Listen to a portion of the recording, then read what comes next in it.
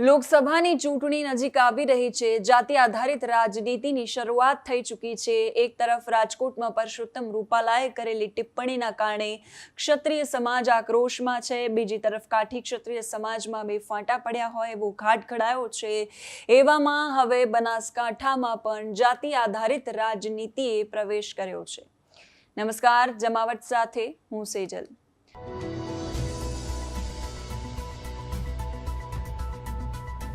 વિધાનસભાના અધ્યક્ષ શંકર ચૌધરીનો એક વિડીયો થોડા સમય પહેલા વાયરલ થયો. આપણે સૌએ એ વિડીયો જોયો, જેમાં વિધાનસભાના અધ્યક્ષ પોતે ભારતીય જનતા પાર્ટીનો પ્રચાર કરતા દેખાઈ રહ્યા છે.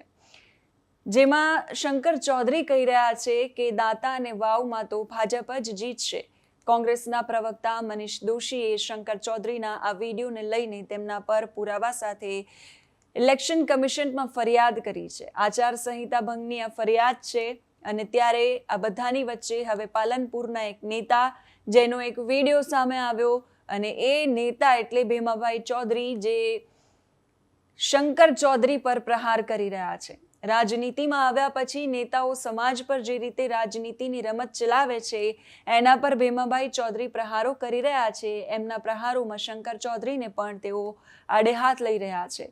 તો કોંગ્રેસના ઉમેદવાર જ્ઞાનીબેન ઠાકોરની પ્રશંસા કરતા પણ ભીમાભાઈ જોવા મળ્યા છે. સાંભળીએ ભીમાભાઈ ચૌધરીને.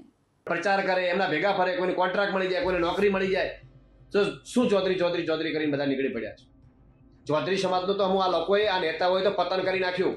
સમાજને અંદર અંદર ઝઘડાવ્યા, ભાઈ ભાઈઓને અંદર અંદર ઝઘડાવ્યા, સમાજને સામે લાવ્યા.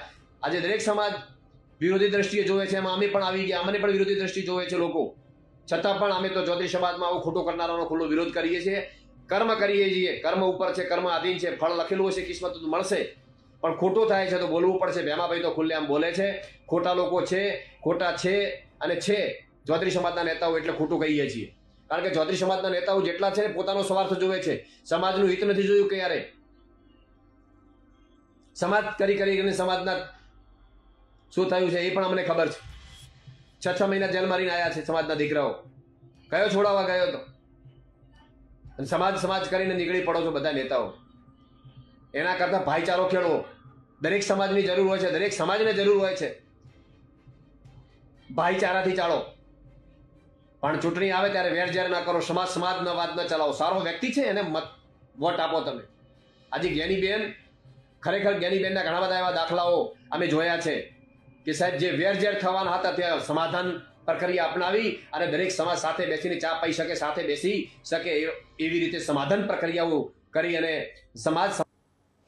સમાજના નામે રાજનીતિ કરતા નેતાઓ પર આગેવાનો પ્રહારો કરી રહ્યા છે. ગમે એટલું કહેવાતું હોય કે સમાજના નામે રાજનીતિ, જ્ઞાતિવાદ, જાતિવાદની રાજનીતિ અમારો પક્ષ નથી કરતો, પણ એક હકીકત એ પણ છે કે જેવી ચૂંટણી નજીક આવે એટલે સમાજોના વાડા ખુલતા હોય છે અને જ્ઞાતિવાદની રાજનીતિ શરૂ થતી હોય છે. દેશના મોટાભાગના પ્રાદેશિક પક્ષો તો કોઈ જાતિ વિશેષના આધારે જ ઓળખાતા હોય છે. તો દેશની મુખ્ય રાજકીય પાર્ટીઓ ભાજપ અને કોંગ્રેસ પણ જાતિવાદના મુદ્દામાંથી બાકાત નથી. વિકાસના કે અન્ય મુદ્દાઓના દાવા ભલે થાય, પરંતુ ચૂંટણી આવે ત્યારે ઉમેદવારની પસંદગી જાતિને અનુલક્ષીને જ કરાતી હોય છે.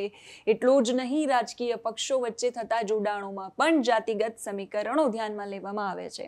આપણા દેશમાં ધાર્મિકતાને આધારે વોટ માંગવાની મનાઈ છે, પણ જાતિગત ઓળખને આધાર બનાવીને મતો મેળવવા પર કોઈ રોકટોક નથી. તમે શું માનો છો આ મુદ્દે? અમને કમેન્ટ કરીને જરૂરથી જણાવજો. અત્યારે આ વિડીયોમાં બસ આટલું જ. જો તમે અમને યુટ્યુબ પર જોઈ રહ્યા હોય તો સબસ્ક્રાઇબ કરો. જો તમે અમને ઇન્સ્ટાગ્રામ અને ફેસબુક પર જોઈ રહ્યા હોય તો ફોલો કરો. આ ઉપરાંત અમારી એન્ડ્રોઈડ અને એપલની એપ્લિકેશન પણ આવી ગઈ છે. ડાઉનલોડ કરવાનું ભૂલતા નહીં. નમસ્કાર.